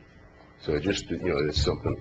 What Jay's saying there is, like, what I'm gathering, the three options is your decision would be to hear more information or to send it to court, but not to make a final decision on, you know, guilt or innocence or, you know, whatever. Am I right, Jay? Well, Because if they're coming up. The commission would have authority to make a ruling. Okay, well. They can either hold the city manager for determination, or they can reject it, or the city commission have the option of saying we don't want to hear this, and then the person's option may go to court. But Okay. again, there's 10.26 is drafted, so the city commission has all the options available to it. I would suggest, if they're going to make a decision, I'm just saying, to keep you from being on the hot seat when you don't have to be, is maybe check that out with the league and see if you should be placed in that position, because that's what they said in Arkansas they should not. So, I mean, all of you are prudent and are objective, but the perception would be there. That's the only thing I'm saying. Thank you, Chief. Question? Thanks, Chief. What you said just makes a lot of sense to me. The key word is policy. Yes. Not. So maybe Attorney Rubin may want to look at that. I'm happy to. You know, and the other thing I also remember when you put this in, the thinking was that there may be some legal issues involved with a particular appeal that comes before you, and sometimes that gives an opportunity for me to even counsel the commission at that level to try and avoid being in court. You know, I'm a believer if I can avoid litigation anytime that would help the city. That's what I want to do. But sure, there's different ways we can look at this. This isn't an action item, right? No, it's not an action item, it was just a review. Manager Madrid. Mayor, Commissioners, I think there's only one instance where you would be required to get involved in the process, and that's if it has to do with your city manager. If you have an allegation of sexual harassment against the manager, you're obligated to take an action, to do an investigation. And if it has to do with me or whoever else sits in this chair, I think then you are obligated to that. Is that because we hire you? Yes. We can fire you? Yes. It's really just up to the commission. Again, I was trying to think, you know, why we did this, the way it's drafted, you know, years ago, but if the commission prefers not to have this step that we implemented, I mean, that's up to you.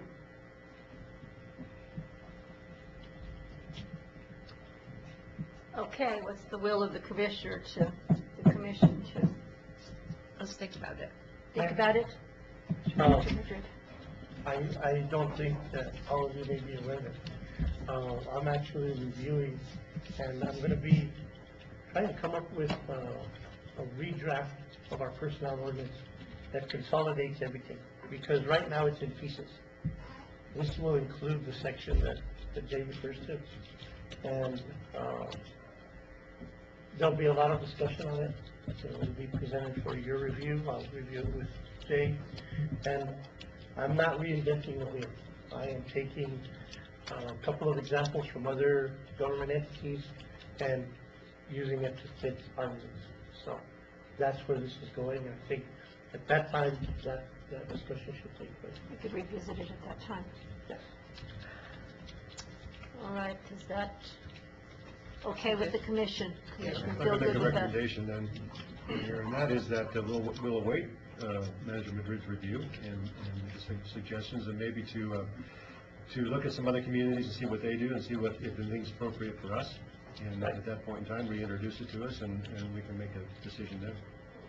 And again, like it's been noted, that there are few and far between, and so again, to have a board that sits and isn't active for a couple of years is not a valuable issue here. So we just need to look at making this better for our community and do it properly.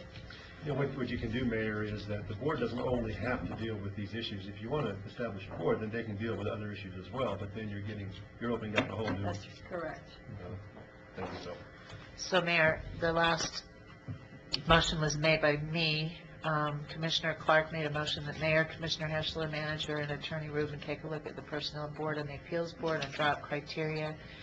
Be looking for Personnel Appeals Board. Commissioner Heschler seconded the motion. Motion carried unanimously. So we've already asked the Manager and Attorney Rubin to take a peek at this whole concept. So if he's working on it, then we're going in the right direction. Okay, thank you. The next item this morning is under new business. I-1, discussion action, approve the donation of exercise machine declared as non-essential property to Hot Springs High School for the police department. Renee Canton, City Clerk Treasurer, and Randall Aragoner, Police Chief.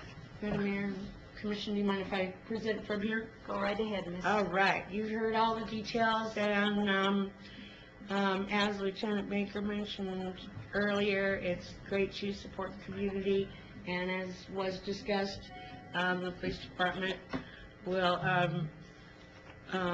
be asked for or be able to use it as well.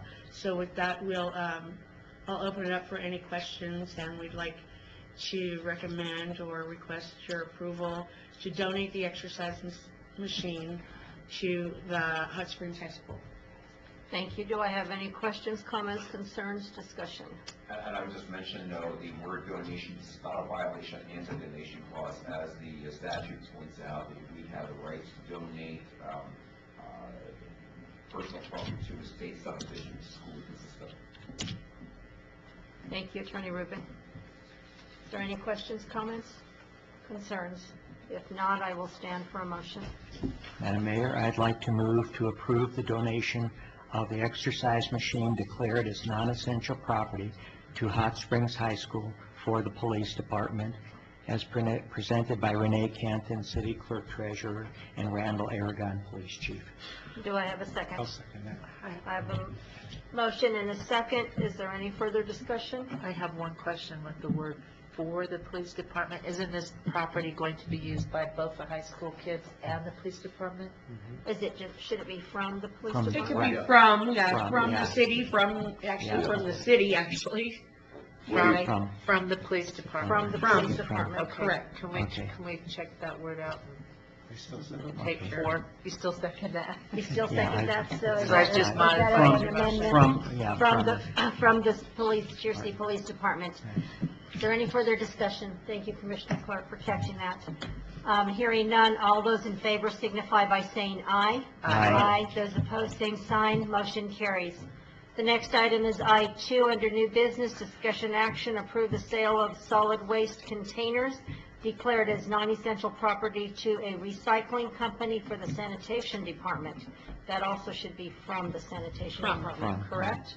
Okay. I think I have that in the original. Madam Mayor, Commissioners, same as the item before, it's the same, only different. This one, we would like to dispose of by recycling the equipment that is no longer usable, which would also be an unrealized revenue for the city. Thank you. And Attorney Rubin, can you address that? Right, and Ms. Campbell and I have discussed this, and I understand that although it's, since we're talking about profits worth less than $2,500, procedures are actually less strict, but I understand we are going to advertise this anyway, according to what Ms. Campbell told me, so. That's correct, yeah, just as we do for the auction, even if there's items that are $2,500, because, we're not in any hurry to do these, we want to take as much time as we need to. We will do the 2 weeks of publication, and then we'll prepare letters as we did when the pistols were donated to the detention center. So we'll just prepare a letter for the exercise equipment, and then proceed with the sale at that time with the city manager's signature. Thank you. Manager Madrid. The solid waste containers will probably end up being sold as scrap metal. They're not usable for any purpose. Thank you. Recommend your approval. Thank you. Any further questions, comments, concerns? Hearing none, I will stand for a motion. I will make that motion. I approve that we say, approve the sale of solid waste containers declared as non-essential property to a recycling company that will be advertised, and this is from the sanitation department as presented by Renee Canton, city clerk. Do I have a second? Second. I have a motion and a second. Is there any further discussion, questions, comments, concerns? Hearing none, all those in favor signify by saying aye. Aye. Those opposed, same sign. Motion carries. The next item on the agenda is J, reports. J1, city manager. Mayor, Commissioners, I want to take a couple of minutes to talk about our breaking one of our main water lines and kind of grade how we performed on that. When we first learned about it, it was actually a phone call because one of the schools had low or no water pressure. Commissioner, is that correct? We weren't even aware that there was a problem at that time. It had just started. The chief and I drove out to the scene where they had finally located the break, and it was a small. It started off with a small puddle that grew into a big pond sinkhole kind of thing. That's how they knew that it was one of the main lines. The water department and wastewater department and other departments, even the meter readers, were volunteering to go help. So as far as the performance of the staff, they worked as one team, not one department and one department and one department. And they should be commended and recognized for that. They stayed with it all night long. There was an issue locating one of the valves to actually shut off the supply so they could work on the line. That's an issue that's going to be recurring within our system just because it's so old and we don't have all the locations for all of the pieces of our water system. And we're going to be addressing that, but that's part of our long-term solution. So as far as the staff performed, I think they could not have done any better. I think one area where we were a little bit weak, and I'll say as a major part of that, we didn't have a system in place to notify the public effectively and efficiently. And that includes Facebook, our website. I want to thank Francis Luna for allowing the chief to go on the air a few times to make the announcements on the radio. But there's other key notifications that we will need to make in the future. Had this been an extended outage, then we need to plan for beyond 12 hours, beyond 24 hours, beyond 30 hours. The chief and I have had this discussion over and over again, but it's time to start moving on it, and I mean developing an emergency action plan. We cannot rely on the county to do that for us. Had we been without water for another day, there would have been people in nursing homes, in other areas that may have needed water delivered to them. And as a community, we should be able to do that and address it. And while our crews performed as best as they could with what they had, and they really, really did well, I think it's a learning experience for us. And I think the chief and I will be working on that, and we'll be coordinating with other agencies too, so that in the event that we have something like this recurring, it would only take 2 or 3 phone calls to activate a lot of people and at least keep the public informed. So that's going to be what we took from this experience. Thank you, Mayor. Thank you. Attorney Rubin? I have a report, thank you. Thank you. Commissioner Heschler, do you have a report at this time? Just 2 comments. One comment is I want to give a shout out to Chief Dooley for his response to the water outage. He called me personally after 9 o'clock last night and told me what the situation was. He also had the fire department set up, and they were giving water out, potable water out, people brought their containers in, and so he should be commended for his actions and for his service. And I'd also like to ask you, Mayor, if you wouldn't mind talking about the Free Trash Day a little bit as part of your report. I don't know if you have that information yet available. Thank you. Thank you for your report. Commissioner Zaghetti, do you have a report at this time? Yeah, yes, I do. A couple items. I agree with the city manager that getting information out to the public, is an issue. And there were many people who did not know that the water was being made available by the police department as well. So, I mean, that's one of those critical things that, that comes up. And I don't know, communicating information to the public around here is a particular challenge.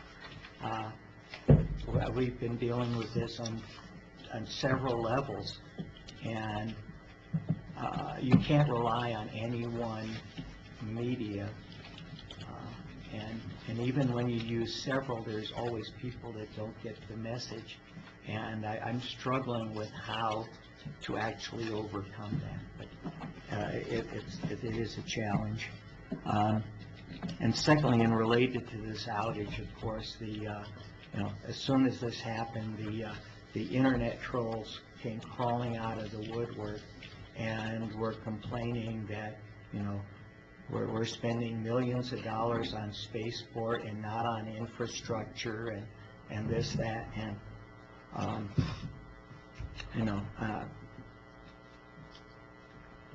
and everybody here knows how much we have put into infrastructure over the last several years, how much has been granted to us from various organizations, and how much we've taken out in loans and all. And again, getting the public to understand that, no, we're not sitting on our butts here. And to the best of my knowledge, the city of TRC has not given one penny to support the spaceport out of our budget. I mean, the tax that we pay, that's a county tax, and that was approved by the public. There's no arguing with that. I mean, all of those decisions are made up at the state level. And, we have been focusing on our infrastructure, where our attention needs to be. And I think the public really needs to understand that we're not sitting on our butts here and, thinking thoughts about, other things. We have focused on it, and we are doing our best with what little money we can get our hands on to address some really serious problems, and including that one that came up at the last meeting where we were getting the money to fix a water line that was installed in 1947. And as Commissioner Hetchler said before, this is a problem that's facing every municipality in the country, not just us. Okay. Well, enough about that. The one thing I really wanted to talk about, and I'm just asking my fellow commissioners, the city manager, and some other staff members, I would ask you for an hour of your time. Okay. Right now? Not right now. At your leisure, at your convenience, I should say. Less than a week ago, maybe it might have been, was it Wednesday, or maybe it might have been Wednesday last week, I sat down late one evening. I was browsing through YouTube, and I came across this video, and the name of the video is Seattle is Dying. It had caught my attention sometime before, but because it was almost an hour long, I had put off watching it. But that one night, and this was already 10:30, I said, well, I'll start looking at it, and, I can always finish it another day. Well, I sat down and I started watching it, and I didn't stop or pause until I had gone all the way through it. And what it was talking about was a serious problem, a problem that has turned critical in Seattle, but it's not unique to Seattle. Seattle has become a haven for, they're calling them the homeless. And there are shelters all over the place, and the crime has gone through the ceiling, and there's trash and camps, and people with serious mental health problems sitting on the street corners in downtown. And one of the points it makes is that it's not really a homeless problem, because almost 100% of these people have drug addiction problems. So it's really a drug problem. And that's what makes it something that is shared by every other community in the state.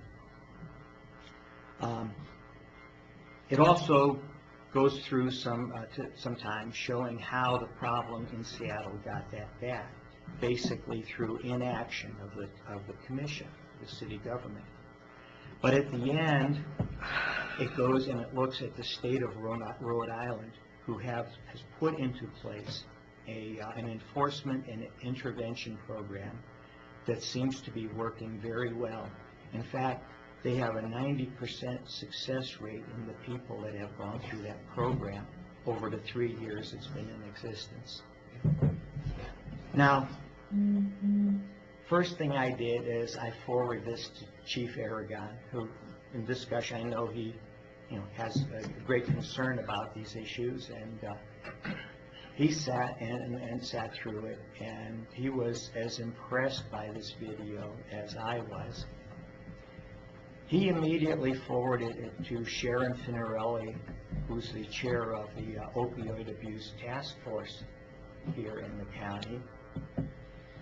She sat down, viewed right through it, passed it on to all of her members of the board. She passed it on to her contacts in the state government. They passed it on through their network. It found its way into the mental health professionals at UNM, who in turn forwarded this out through all of their network. So, I mean, it is a very well done video.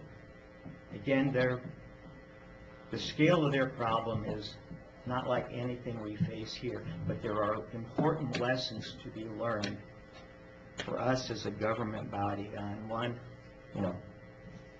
what not to do, and then if we find ourselves, if we've made a mistake in policy that, you can't sit there and deny it because the situation is just going to get worse. You have to be able to stand back and have the courage to say, oh, this was wrong, we need to do something else, and do it before the situation gets out of hand. And it also has some very detailed information about stuff that actually works.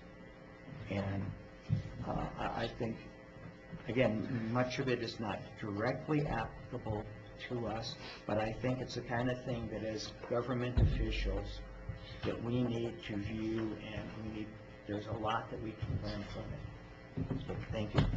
Thank you, Commissioner Zagetti.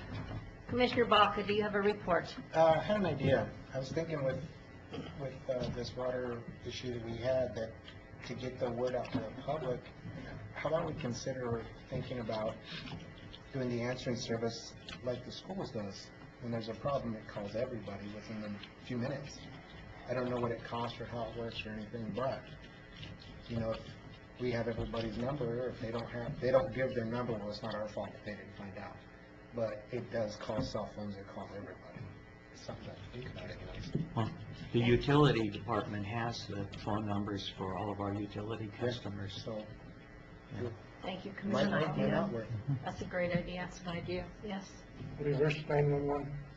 Thank you. Mhm. There you go. Reverse automatic. Okay. Thank you. Any other reports? No, that's it. Commissioner Mayor Pro Tem Clark. Get all these new names. Okay, thank you. Just a couple comments. Taking off on yours, Buck, I had written down here that a couple of years ago, the police department, if you had loaded it onto your phone, it would have a little thing like an Amber Alert. Do you remember having that, Mayor? Anyone had that? It was like a little Amber Alert. We could download the program from the TRC Police Department as an app, and then it would say whatever you guys were doing to us that you thought was important for us to know. And then with a little note that says if you have an elderly neighbor that doesn't have a cell phone or something, just go knock on their door and let them know. But I like your idea too.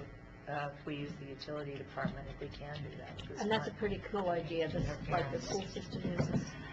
One of the other comments that I would like to make on this water thing is, that's one of my big advocates, and I think that if I look back in the 5.5 years I've been on a commission, we've probably put somewhere between $18,000 and $20,000 into our wastewater, including this one that we just did today. And water, a lot. When we first got on here, we were $14 million in debt. We put a couple more $1 million onto that, paid it down to 8 so that we can now put some more money on that. And that's where these big hits are coming from.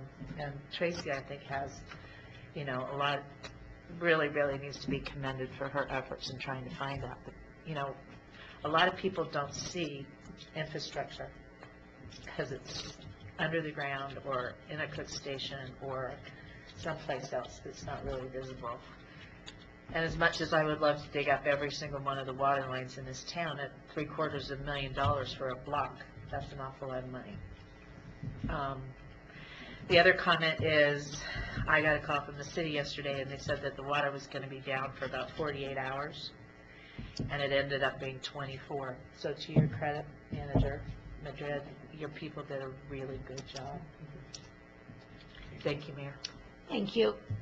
And my report is, I would just like to follow up with Commissioner Heschler's thank you to everyone out there, Paul Tooley, the TRC Fire Department, the city crew that spent many hours. I did receive a phone call at 2 o'clock yesterday afternoon letting me know the situation. I received another phone call last night at 9 o'clock. I got in my car, I drove around, I drove up and down the streets, I drove to the barricade, I talked to Paul Tooley, and he let me know what was going on. And again, thank you to everyone. I know that there were a few of the public that were kind of in a tizzy because we did not have water. We apologize, but I hope at this time everything is up and running and everyone's had their shower or their cup of coffee. Thank you. Not yet. You're going to work on it. Okay, I have one more report. Just a reminder that we have a free spring cleanup day, which will be on Saturday, April 27th. From 8 a.m. to 3 p.m. So I think now is a great time for everyone to get out and clean their yards, put their garbage in a trailer, and stand in line. We will be happy with our smiling faces and to take your free trash. So if anybody has any questions, you can either call the sanitation department, you can call Tracy at the city hall, or you can call our clerk for more details. I think everyone should have received a notice in their utility bills last month or at the beginning of this month. So please, I ask everyone, take advantage of the situation. There's several people that say, you never offer it to us. Well, we do offer it. We have offered it for the last few years, at least twice a year, if not more. Please take advantage of the situation. We're offering this to you as a public service. And that's all I have. Thank you. I will stand for an adjournment. Move to adjourn, Mayor. Second. So a motion and a second. All those in favor to adjourn, say aye. Aye. Those opposed, nay. We are now adjourned. Thank you all.